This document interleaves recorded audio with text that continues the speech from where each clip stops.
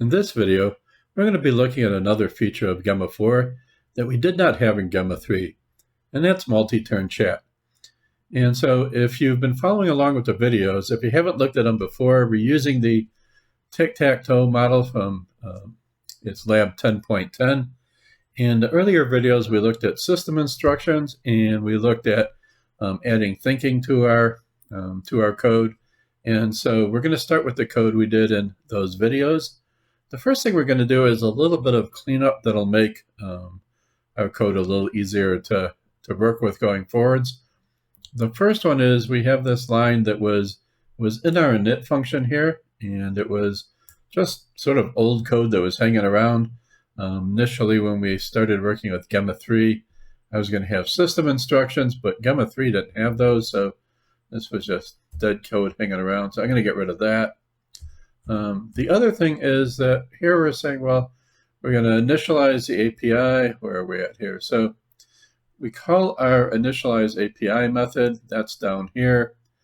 And so we're calling this GenAI client. We're calling it client here, which almost all the example code you'll find out on the internet, or if you have code being written for you by Gemini Chat, it'll always call it client. Up in our init method here, I had set it to Google, and that's what we had to call it going forward. So I'm going to change this to client, so it's consistent with all of the other code that you'll see out there. Since we did that, when we come down to our make move method, just so we don't mess ourselves up here, we have get move. Here we are in get move. Get move is called by make move, and so here's where we're doing the bulk of our work. And so you'll see we're saying response equals self. Google models, we're going to change this to client because we just changed it to client up above. Yeah, make sure I spell it right there. Okay.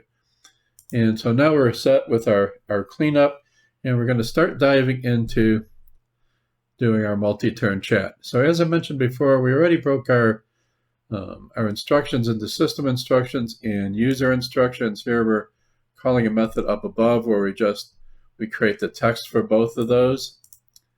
And then in our client, our generate content method here, we always had the setting for the model that we're using, and we're going to use Gemma for the 26B model. And then we added our config parameter the last two videos. And so we added the response type and the response schema. That was when we started using the thinking model. It tended to include too much reasoning in the response. So we set up a very simple schema for doing that. Here we're also putting our system instructions in here. This goes into our config parameter here. And then we added our thinking. We set it to minimal, and then we said don't include thoughts.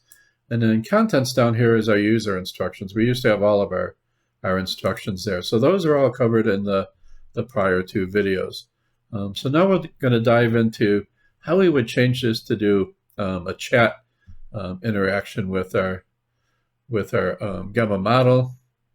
All of our models, you'll notice that we have available to us with Gemma have this IT on the end of their name there.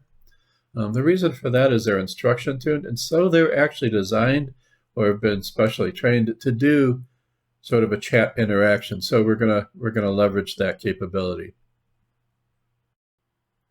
In our slides on Gemma 4, there's a link to the documentation on multi-turn chat.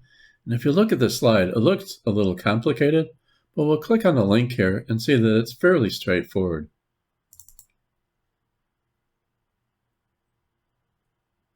When we look at it here, we're creating a client like we did before, but now we're going to create a chat off of that client.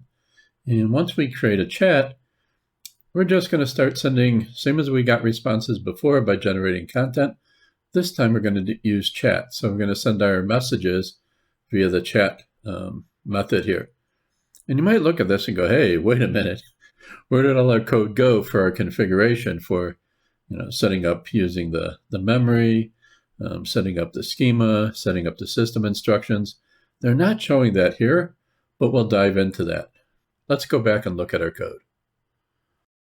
So now we're back in our code, and in our initialize API method here, we're still setting up a client the same as we did before, but now we want to set up a chat. If we take a look back here, we set up a client, and then we're going to set up a chat. It's based on the client.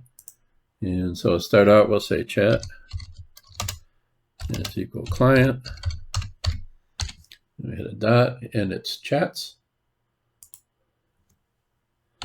And then it's going to be create.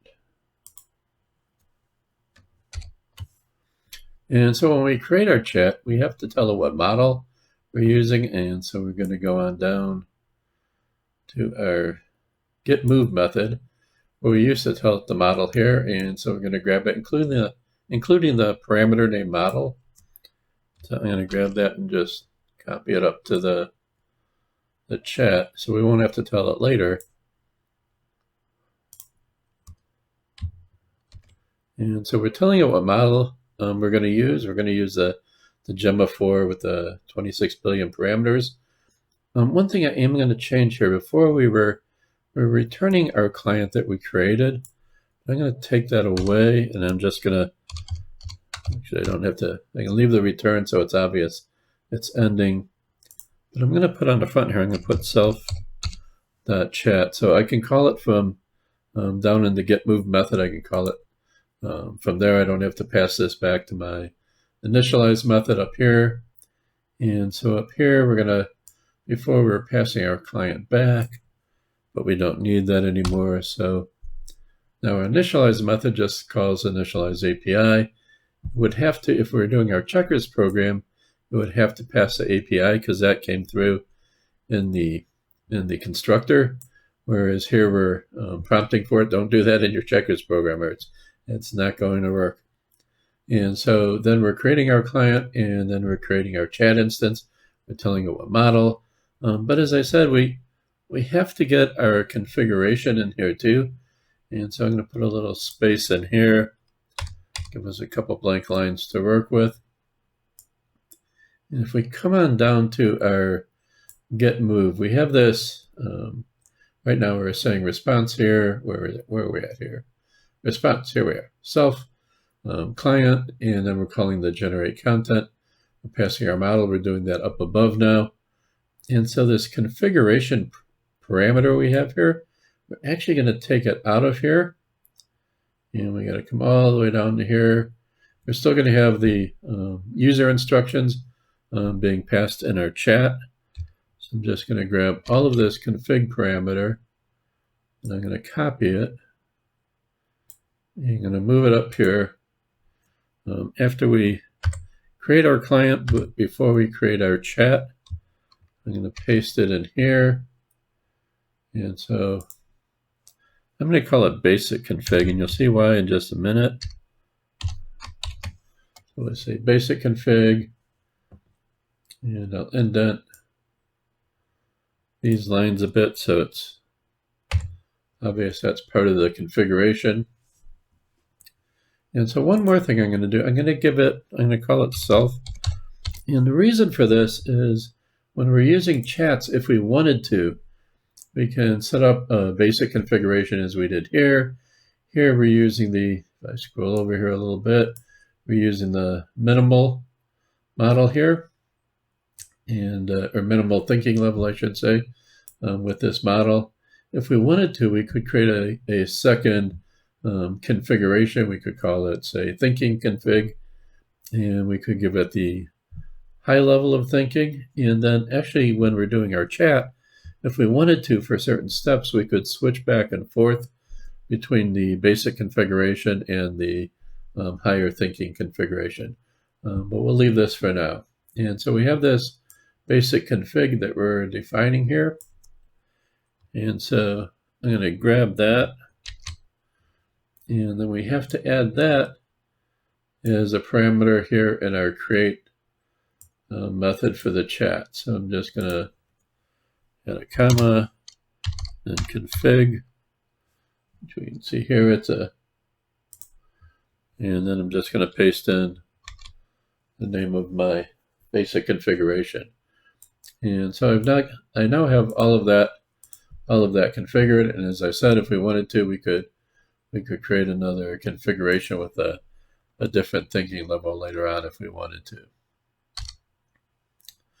And so that's done with building our chat. And now we have to turn to using it. But one thing we have to tackle first here.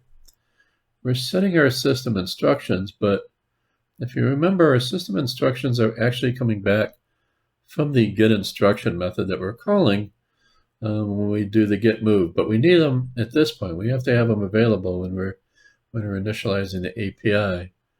So we're going to have to break out our system instructions. So I'll put a little space here, and we're going to define a new method. We'll call it get system instructions.